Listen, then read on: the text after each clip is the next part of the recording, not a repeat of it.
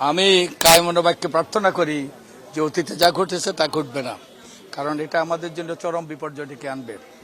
আর অতীতে যেটা ঘটেছিল এটার কারণ হলো আমাদের একটা দলীয় সরকার ক্ষমতায় ছিল এবং আমাদের নির্বাচন কমিশন পক্ষপাতদুষ্ট ছিল।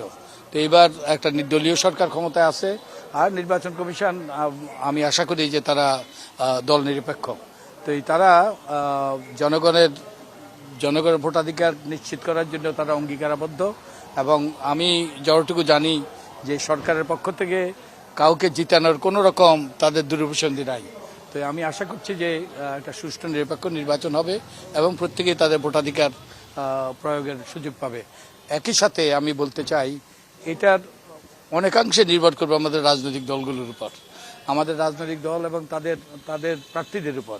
তারা যদি সদাচরণ করে, তারা যদি এই যে অশুভ প্রতিযোগিতায় লিপ্ত না হয়, তারা যদি ছলে বলে কলে কৌশলে নির্বাচনী বৈতরণী পার হওয়ার সেই পথ থেকে সরে আসে, এবং ওই যে আমি যে তখন বলেছি যে যা বলিস ভাই আমার এমপি হওয়া চাই, এইরকম মানসিকতার থেকে যে সরে আসে এবং তারা যদি যে পরস্পরের প্রতি শ্রদ্ধাবোধ প্রদর্শন করে এবং কোনো রকম দ্বন্দ্ব হানাহানি এবং সহিংসতায় লিপ্ত না হয়, তাহলে আমার মনে হয় সুষ্ঠু নিরপেক্ষ নির্বাচন হবে।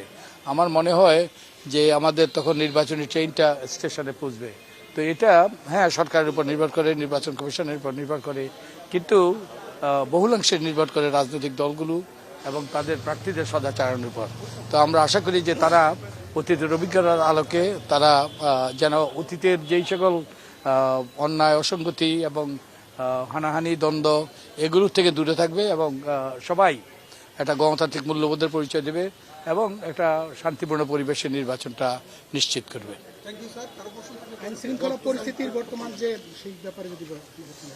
আইন শৃঙ্খলা পরিস্থিতি নিয়ে এই যে বহু দিন থেকে সবসময় ছিল, সবসময় অভিযোগ ছিল, এবং আইন শৃঙ্খলা পরিস্থিতিটার অবনতি ঘটে কেন?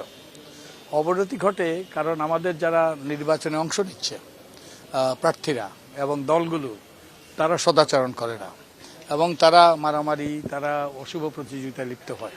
তো তারা যদি সদাচরণ করে, আমি আগেই বলেছি, তারা যদি অন্যায় আচরণ থেকে দূরে রাখে এবং তারা যদি একে অপরের প্রতি শ্রদ্ধাবোধ প্রদর্শন করে এবং জনগণের রায় মেনে নেয়, তাহলে আমার মনে হয় এই যে অতীতের অভিজ্ঞতার পুনরাবৃত্তি ঘটবে না।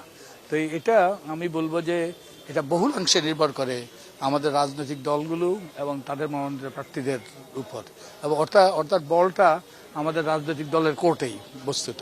বেশ কয়েকটি রাজনৈতিক দল অভিযোগ করছে যে লেভেল ফিল্ড নেই এবং একটি দলকে বিশেষভাবে সুবিধা দেওয়া হচ্ছে, তাতে কি নির্বাচনের উপরে কোনো প্রভাব পড়বে বলে আপনি মনে করেন? এখন এটা তো আপনাকে এই যে অভিযোগটা করছে, অভিযোগটার সত্যতা আমাদের নিশ্চিত করতে হবে। আমরা জানি না। হ্যাঁ, অভিযোগ ওই যে সবসময় রাজনৈতিক দলগুলো অভিযোগ করে আসবে, এটা তাদের অনেক ক্ষেত্রে রাজনৈতিক কৌশল, আর কিছু কিছু ক্ষেত্রে সত্য হইতে পারে। তো আমি যেটা বিশ্বাস করতে চাই, এই সরকারের কোনো সেরকম পক্ষপাতদুষ্টতা নাই। আমাদের প্রধান উপদেষ্টা, যদিও আমি সরকারের কেউ নয়, সরকারের অংশ নই, এবং আমি যে গত এক বছর থেকে এই যে নির্বাচন ব্যবস্থা সংস্কার কমিশন এবং ঐক্যমত্য পরিষদ সদস্য ছিলাম, সম্পূর্ণ স্বেচ্ছাসেবার ভিত্তিতে আমি এই কাজগুলো করেছি। এবং আমি যেটা বিশ্বাস করি যে আমাদের প্রধান উপদেষ্টা এবং তার সহকর্মীরা একটা সুষ্ঠু নিরপেক্ষ নির্বাচনের মাধ্যমে গণতান্ত্রিক প্রক্রিয়ায় যারা জনগণের সম্মতি অর্জন করবে তাদের উপর ক্ষমতা হস্তান্তর করতে বদ্ধপরিকর। তো আমি আশাবাদী, আমি আশা রাখতে চাই। এখন আমাকে যেতে হবে।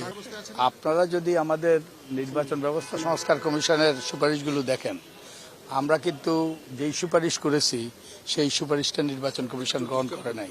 তো আমরা আসতেছি, আমরা যেই সুপারিশগুলো করেছি সেই সুপারিশগুলো তারা গ্রহণ করেনি দুর্ভাগ্যবশত। গ্রহণ করলে আমাদের গণমাধ্যমের অনেক বেশি স্বাধীনতা থাকতো, অনেক বেশি এই যে বিধিনিষেধ ছাড়া তারা স্বাধীনভাবে দায়িত্ব পালন করতে পারত। তো এই দুর্ভাগ্যবশত আমাদের নির্বাচন কমিশন সেগুলো গ্রহণ করে নাই। ওকে, অনেক ধন্যবাদ আপনাদের।